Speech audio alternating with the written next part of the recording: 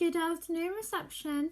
For today's story time, I am going to be reading a classic Disney story, The Ultimate Princess, Cinderella.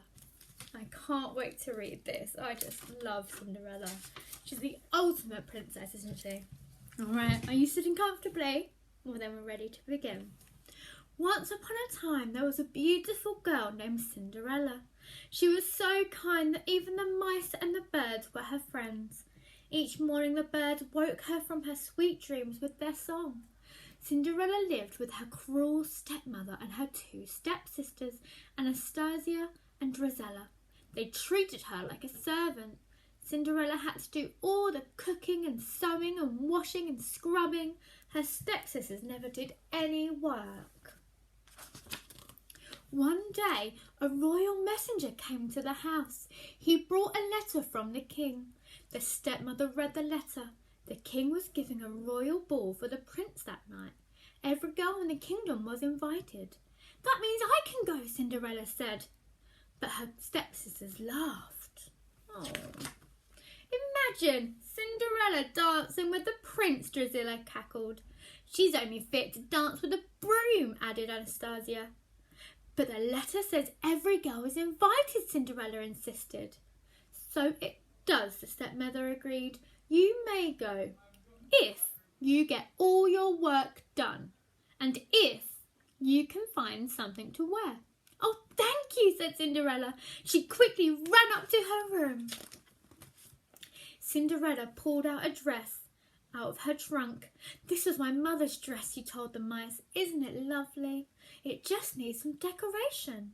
Cinderella's mice had never seen her so happy. A thin mouse named Jacques thought Cinderella would be the prettiest girl at the ball. A fat mouse named Gus agreed.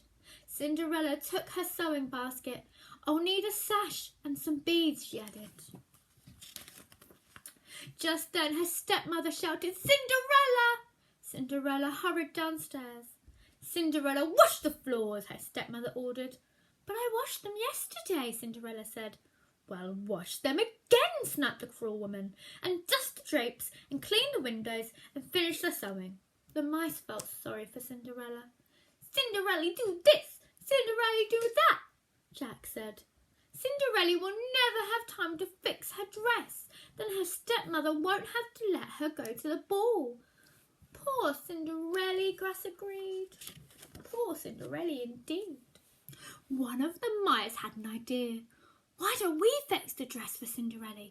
We can do it. All the animals agreed to help. Gus and Jacques sneaked into the stepsisters' room. Drizella and Anastasia were getting ready for the ball. This sash is old, Anastasia said. These beads are horrible, Drizella said. They threw their things away. Gus and Jacques took the sash and the beads. Pretty, pretty, Gus exclaimed. Shh, Jack hissed. He was afraid they would wake Lucifer the cat. But the mice made it safely back to the attic. Soon every beak and paw was busy. The animals measured and cut and sewed. While they worked, Cinderella helped her stepsisters with their gowns. Soon it was time to leave for the ball. Why, Cinderella, her stepmother sneered. You're not ready. What a shame. Cinderella slowly climbed the stairs to her room. Oh, well, what's a royal ball, she said. It would probably be dull and boring and... Cinderella sighed. Completely wonderful. But her dress wasn't finished. She couldn't go. Cinderella opened the door to her room. Surprise! Shouted the mice and the birds. Cinderella thought she was dreaming. Her dress was beautiful. Oh, thank you, Cinderella told her little friends. She put on the gown and hurried downstairs. Isn't my dress lovely? May I go to the ball? Cinderella asked. Anastasia and Drizella gasped. Mother, she can't. But she looks so beautiful, doesn't she? Well, we did have a bargain, began the stepmother.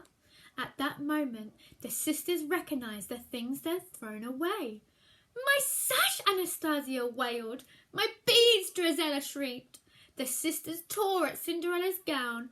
They took back the sash and the beads. Cinderella was left in rags. Then Drizella and Anastasia went to the ball with their mother. Cinderella ran into the garden. She tried to remember her sweet dreams, but she didn't think they would ever come true. Her animal friends had never seen her so sad. There's nothing left to believe in, nothing, Cinderella sobbed. She didn't notice the lights that twinkled and danced all around her, but Jacques and Gus did. They could hardly believe their eyes. The lights turned into a kind-looking woman.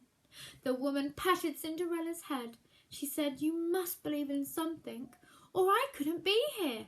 And here I am, so dry your tears. Now, where did I put my wand?"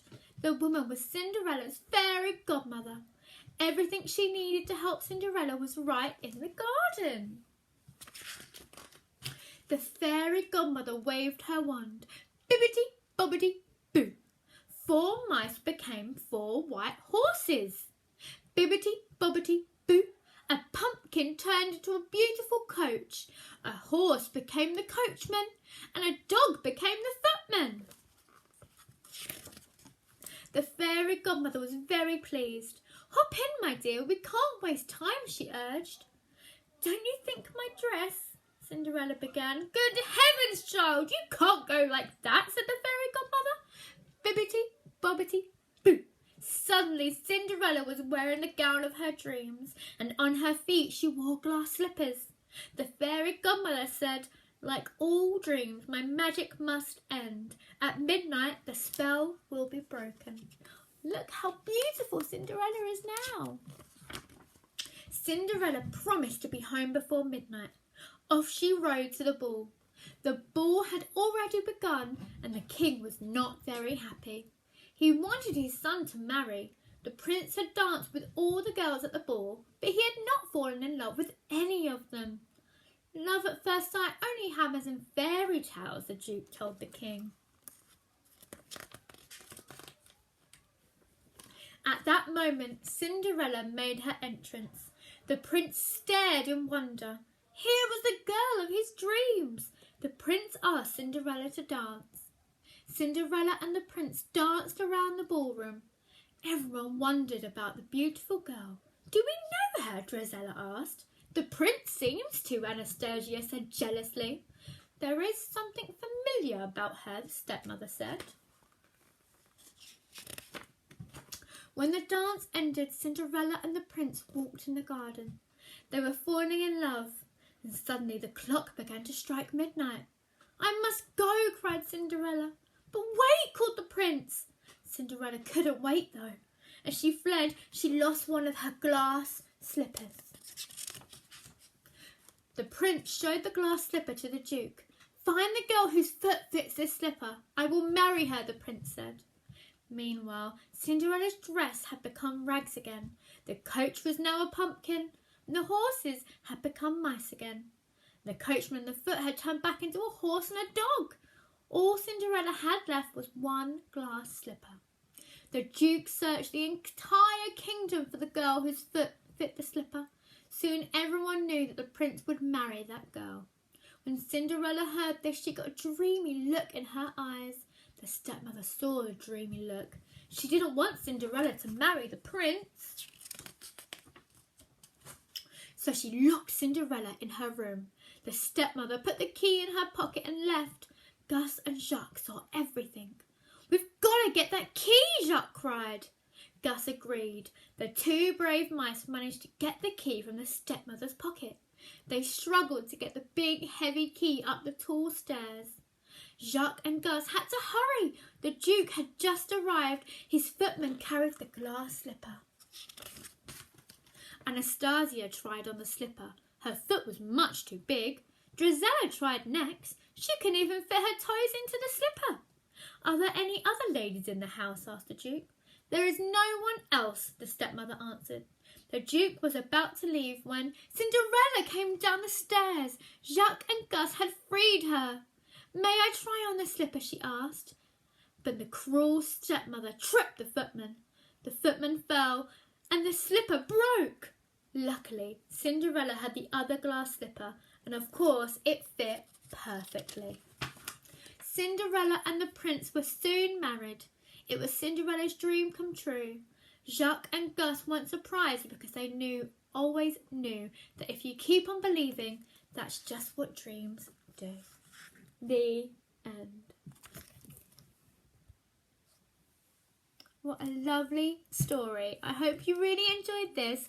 I really enjoyed it, and I just love the story of Cinderella. I'll see you tomorrow with our last story time. I know, it's been a long journey, but tomorrow is our last one, and I have a big, exciting surprise for you. So make sure you watch it. I'll see you tomorrow. Bye, everyone.